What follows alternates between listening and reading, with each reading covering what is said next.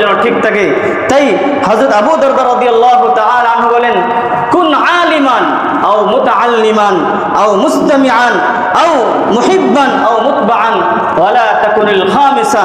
তিনি বলেন, কুন আলিমান, হয়তো তুমি আলেম হও, আও মুতাআল্লিমান, অথবা একজন আলিমের ছাত্র হও, অথবা আও মুহিব্বান, অথবা আলিমকে তুমি মুহাব্বতকারী হও, তুমি আলিমকে ভালোবাসো এরকম হও, অথবা আও মুতবাআন, একজন আলিম বিজ্ঞ একজন আমলদার আলিমের অনুসারী হও, ওয়ালা তাকুনিল খামিসা, এই চারটার বাইরে অর্থাৎ কোন আলেম বিদ্বেষী হয় না, তাহলে ফাতুহলিকা, তুমি ধ্বংস হয়ে যাবা, তুমি ধ্বংস হয়ে যাবে।